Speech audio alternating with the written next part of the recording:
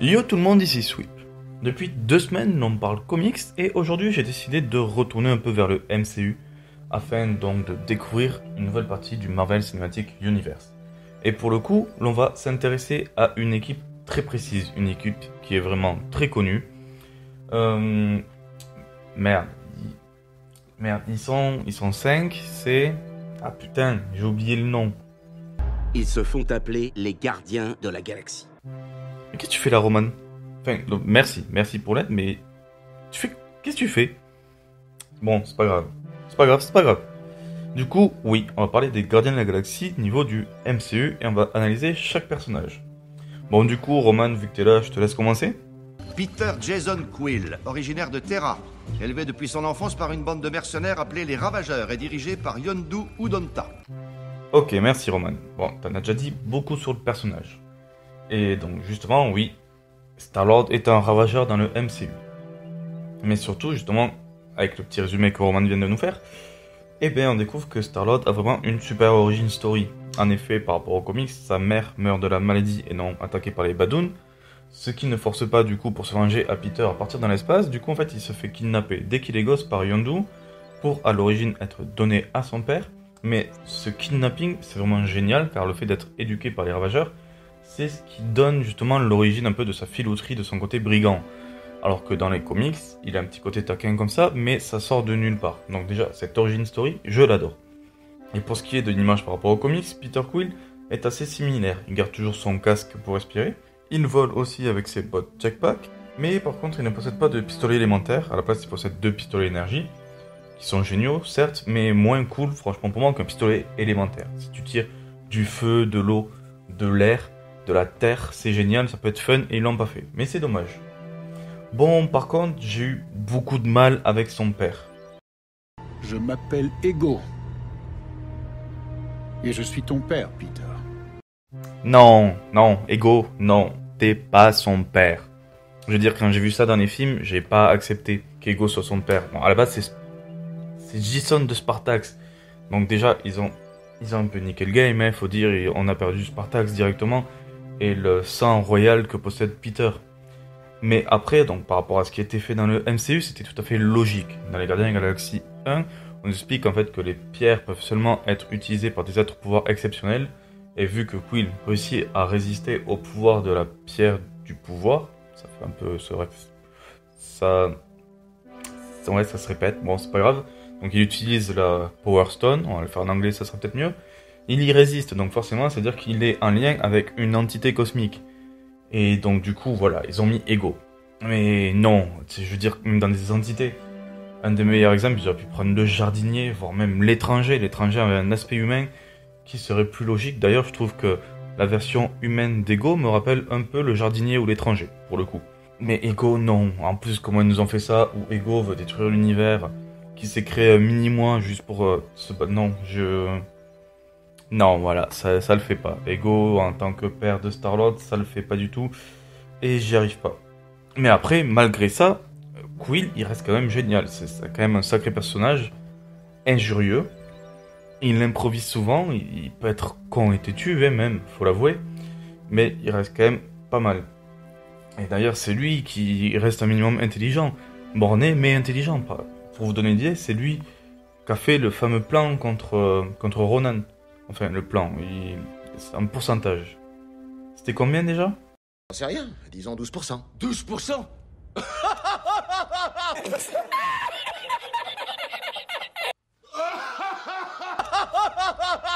Ouais, non, 12% c'est pas un plan. Ouais, Rocket il a raison en fait. Non, c'est de la merde 12%. Mais bon, c'est pas grave, en attendant, ça a marché. Du coup, allez, vas-y Roman, c'est qui le prochain? On continue. Matricule 89B13, se fait appeler Rocket. Il est le produit d'une série de manipulations génétiques et cybernétiques illégales sur une espèce inférieure. Ok, merci. Donc déjà avec cette présentation, on a pris beaucoup de choses sur Rocket, mais déjà, il faut rétablir une vérité. Rocket, c'est le personnage pour moi-même de l'équipe, ou de l'univers du MCI, le plus badass. Oh, yeah. Ouais, tu l'as dit, Buffy. Rocket, c'est vraiment un vrai psychopathe. C'est un gros bricoleur, un fanat d'armes et d'explosifs. D'ailleurs, il kiffe un petit peu trop les armes et les bombes, hein, ça faut l'avouer. Mais surtout, ce qu'il faut savoir, c'est que Rocket, c'est un raton laveur qui a été modifié. C'est quoi un raton laveur? Un raton laveur, c'est ce que t'es en fait. C'est un raton laveur, c'est un petit animal terrien tout mignon qu'on a envie de caresser, mais si il est un peu teigneux comme Rocket, il va vous casser la gueule. Voilà, c'est ça un raton laveur. Et du coup, Rocket, c'est ce que t'es. La ferme. Comment ça, la ferme? Tu vas te calmer, oui? T'as beau être badass, t'es mignon comme un chat, donc tu vas te calmer, ok?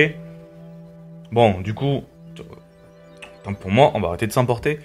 On continue. Donc du coup, dans la petite présentation qu'on a, il nous était directement expliqué que Rocket est le sujet d'expérience, il a été complètement modifié. Et on le voit très bien, surtout lors de son passage au Kin, où on voit justement dans son dos plusieurs implants cybernétiques. Ça montre justement toutes les expériences qu'il y a eu, et on apprend aussi justement que ces expériences proviennent du demi-monde.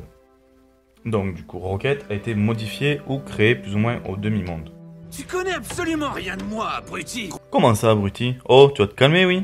Et j'y peux rien. C'est Roman qui l'a dit. T'as qu'à t'en prendre à lui. Prends-toi. C'est les Nova qui disent ça.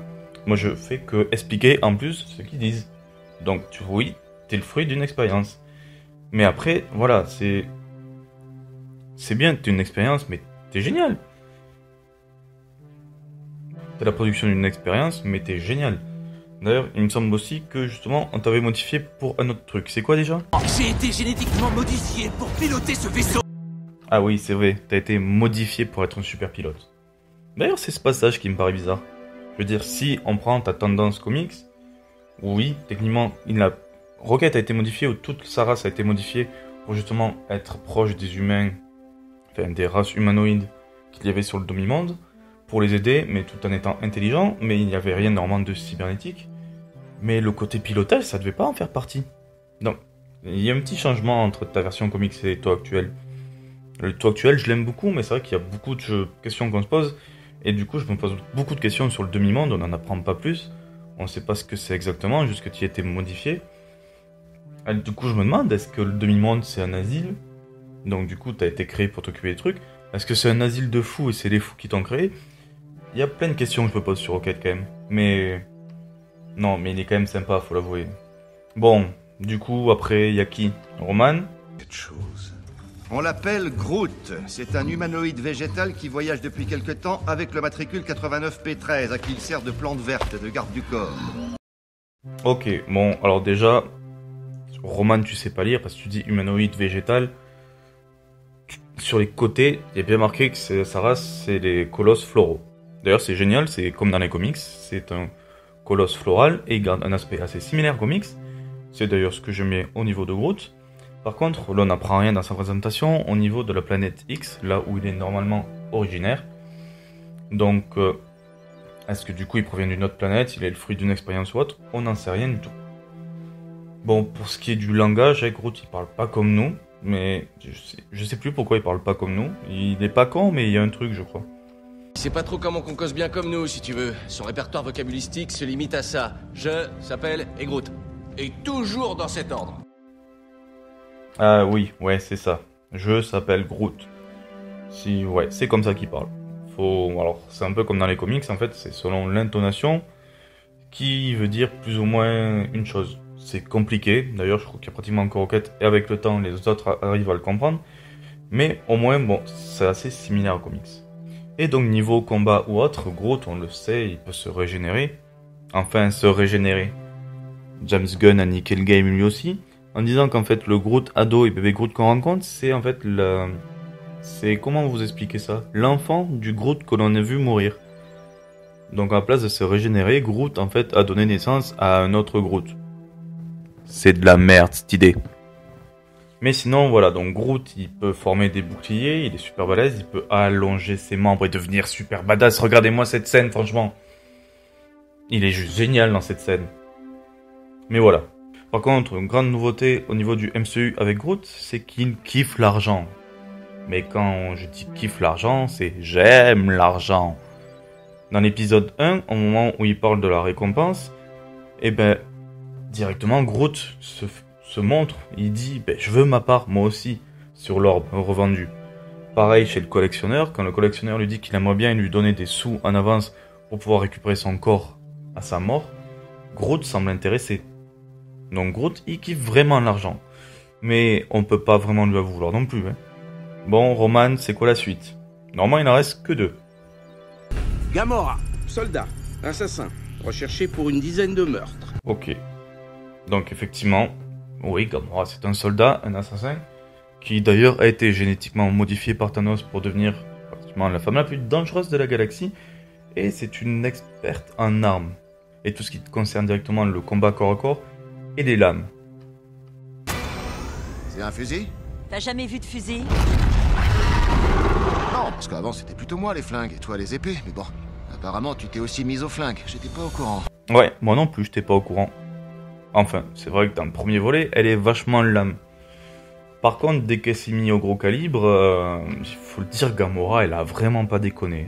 Je pense que Nebula se souvient de sa dernière rencontre avec sa sœur. Ouais, donc elle s'est mise au flingue, mais un peu trop gros d'ailleurs. Mais en tout cas, c'est vrai, donc Gamora, en plus, comme on le sait, est une Zenoberise. Et donc, on nous explique en plus dans le MCU, c'est elle qui nous explique que Thanos a conquis sa planète et tué ses parents juste devant elle. Mais lors de sa présentation du Kin, il est aussi inscrit sur le côté que c'est la dernière de sa race. Donc en fait, quand Thanos a conquis la planète, il veut dire qu'il l'a anéanti. C'est pas le même mot, bande de tarés. Mais voilà, donc il a anéanti toute la planète, les parents de Gamora juste devant elle, et il a pris Gamora avec elle pour l'entraîner à en faire une machine de guerre. Mais du coup, au moins ce qui est fun, c'est qu'il y a un véritable but au fait que Gamora veuille tuer Thanos. Parce que dans les comics, en fait, elle veut tuer Thanos pour se venger un peu, mais en fait, sa race a été soit détruite d'un côté par le Magus, ou sinon d'un autre côté par les Badoons. Donc Thanos l'a normalement sauvé dans les comics. Là, c'est complètement l'inverse. Et du coup, c'est quand même une bonne chose sur le personnage. Donc dans le MCU, ses origines sont bien meilleures qu'au niveau des comics. Et c'est vraiment kiffant. Bon, du coup, le dernier personnage qui nous reste, c'est qui déjà? Drax, alias le Destructeur. Depuis que sa femme et toute sa famille ont été tués, il écume la galaxie pour assouvir sa soif de vengeance. Ah oui, Drax. Le Destructeur d'ailleurs, il a déjà le nom. D'ailleurs, c'est le gros bourrin de l'équipe, tellement bourrin qu'il en est con. C'est d'ailleurs regrettable parce que dans les comics, il est plus intelligent que ça. Et il a un bon fond, alors que là, ils ont juste fait con, mais de chez con. Par contre, qu'est-ce qu'il kiffe se battre? T'as l'impression qu'il est né pour la violence. Alors, quand tu regardes Gamora, c'est une guerrière intelligente, lui, c'est le bourrin de base. Il a été créé pour ça. Mais bon, après, comme l'explique Roman, donc sa femme et sa fille furent tuées. Elles furent tuées par Ronan, et non par Thanos, pour une fois. Et de ce qu'on sait, c'est que sa fille s'appelait Kamaria et sa femme Ophet. Du coup, en analysant tout cela, je me pose beaucoup de questions au niveau de Drax. Normalement, Drax est censé être humain, mais avec tout ce que nous apportent ces présentations, je me pose beaucoup de questions. Déjà, par rapport au nom de sa famille, ça semble pas réellement humain, surtout par rapport à l'époque, avec Quill et tout ça. Il n'y a rien qui me rappellerait vraiment la Terre. En plus, une attaque de Ronan sur Terre pour niquer une famille, même ça se voit, ça se serait su dans les autres films du MCU ou séries, et on n'en parle pas. Donc pour moi, Drax n'est pas un terrien, ou un terranien, comme ils disent dans le MCU. Par contre, il est possible que ce soit une race humanoïde très proche des terriens, un peu comme les Xandariens, avoir une peau rose et compagnie, et que sa femme et sa fille étaient tuées là-bas, car, en fait, il a aussi expliqué que Drax provient d'une race inconnue. Donc le fait que les Nova ne connaissent pas la race me semble assez bizarre. Par contre, il se peut que justement cette race, que Drax ait été modifiée comme dans les comics, pour devenir le Destructeur. Et j'aimerais beaucoup découvrir cela, justement, ça serait très intéressant. Par contre, oui, c'est clair, ils l'ont vraiment fait stupide. Rien que, il prend tout au premier degré, le coup du doigt, je te mets sur la gorge. Il comprend juste mettre le doigt sur la gorge et non dire exécuter. Ce genre de choses, c'est basique, c'est complètement con qu'il ait fait comme ça. Donc, il est stupide à un point que je trouve ça regrettable. Puis très récemment, nous avons découvert Mantis dans les Gardiens de la Galaxie 2. Elle a rejoint l'équipe, et d'après ce que j'ai pu voir, elle ressemble beaucoup à sa première version, sur le fait que voilà, elle a surtout ses petites antennes, mais elle a la peau rose. Alors que dans les versions plutôt Annihilation, elle a une peau verte. Après, elle reste une télépathe, un peu plus différente quand même que par rapport aux comics. Il faut le dire, mais elle reste télépathe, elle arrive à donner un sentiment à quelqu'un ou à ressentir ce qu'il ressent. Par contre, bon Dieu, elle est nulle. En fait, je veux dire, dans les comics, c'est une guerrière, elle se bat à main nue, elle se bat au corps à corps. Elle est géniale, elle est badass. Et là, elle est naïve, elle semble pas pouvoir faire grand chose. Donc j'ai vraiment envie de découvrir ce qu'ils vont en faire. Peut-être qu'ils vont transformer la Mantis actuelle du MCU en un personnage badass, mais pour le moment ce n'est pas le cas. Mais j'attends vraiment de voir ce qui peut se passer. Mais voilà, après pour ce qui est de l'équipe, avec le temps elle va sans doute grandir. Comme je l'ai déjà montré avec les membres temporaires qu'il y a eu, avec le film Captain Marvel, peut-être que dans des licences futures des Gardiens de la Galaxie, Captain Marvel va peut-être rejoindre l'équipe, faire un caméo pour les aider dans une mission, mais aussi par exemple dans les Gardiens de la Galaxie 3, il est fort probable que de nouveaux héros se joignent à l'équipe. Et ce serait juste génial de voir apparaître Bug par exemple, ou Dragon Lune, mais vu qu'ils ont changé l'histoire de Drax, ça serait différent. Mais il y a plein de personnages qui pourraient rejoindre l'équipe et ce serait juste génial. Mais en tout cas, s'il y a bien une chose qu'on peut se dire, c'est qu'on a une meilleure image des Gardiens de la Galaxie au niveau du MCU par rapport aux comics. En effet, bon oui, on voit les Gardiens de la Galaxie jouer aux mercenaires dans les Gardiens de la Galaxie 2. On les voit aussi parier de l'argent dans un bar dans les Gardiens de la Galaxie 1. Ils parlent tout le temps de fric, mais bon, on peut pas leur en vouloir, on aimerait tous avoir de l'argent. Mais ça reste quand même une meilleure image par rapport aux comics. Dans les comics, je vous le rappelle, c'est souvent... Mis à part leur moment héroïque, ils ont souvent cette période de pirates, accepter des contrats des fois un peu bizarres, un peu chelous, à braquer des banques ou autres, être tout le temps dans la dèche et avoir besoin de thunes. On a une vision vraiment différente dans les Gardiens de la Galaxie du MCU et c'est vraiment ce qui est pas mal. D'ailleurs, en parlant des Gardiens de la Galaxie 2, je trouve que la scène où ils affrontent la créature multidimensionnelle est une référence à la création des Gardiens de la Galaxie de Star-Lord. Alors pourquoi je dis ça ? Car pour la création des Gardiens de la Galaxie de Star-Lord, en fait, leur première mission était d'affronter des failles temporelles, enfin des failles dimensionnelles, pour éviter que des créatures n'en sortent. Et justement, c'est ce qu'ils font là en première mission. Mais la deuxième référence que je capte en plus par rapport à cela, c'est que cela me rappelle une mission où justement ils affrontaient une créature au sein donc de l'église de la vérité universelle. Et vu mon sentiment par rapport à la race des souverains, eh ben ça me conforte encore plus sur mon idée que les souverains et l'église au niveau des comics soient tous les deux liés. Et ça me rappelle directement donc du coup la scène de baston où créature dimensionnelle qui arrive sur le vaisseau donc de l'église de la vérité universelle, et pour moi c'est directement un lien de cette partie des comics par rapport au film. En tout cas voilà, le MCU nous livre une formidable équipe des Gardiens de la Galaxie, je trouve, qui pourra grandir vraiment avec le temps, et j'aimerais vraiment que ça se fasse. Les gardiens qu'on voit sont vraiment très sympas, il y a beaucoup de part d'ombre sur pas mal de personnages, je pense surtout à Rocket avec le demi-monde, mais aussi par exemple à Drax avec la destruction de sa famille et sans doute sa création. Mais il y a plein d'autres membres qui peuvent arriver pour encore enrichir l'histoire de l'équipe. Et les origin stories sont vraiment pas mal. Le fait que Queen soit devenu justement un brigand face à son lien avec les Ravageurs, ou que Gamora veuille se venger parce que Thanos a directement tué sa famille, ce sont des origines intéressantes qui sont, à mes yeux, presque encore plus réalistes que ce qu'on voit dans les comics. Donc voilà, les Gardiens de la Galaxie niveau MCU, ils sont vraiment pas mal du tout. Et j'aime beaucoup ce qu'ils sont devenus. Et j'ai hâte d'en découvrir beaucoup plus à leur sujet. Sur ce, voilà, donc la vidéo est à présent terminée, j'espère que vous avez aimé. N'hésitez pas à mettre un pouce bleu ou un pouce rouge et lâcher un commentaire pour me dire ce que vous avez pensé donc de cette vidéo. Vous pouvez toujours me suivre sur les réseaux sociaux avec donc Facebook et Twitter. Vous pouvez aussi donc partager ou retweeter cette vidéo. Sur ce, voilà, c'est fini. Ciao tout le monde et à la prochaine. Ciao tout le monde et à la prochaine. Ciao tout le monde et à la prochaine.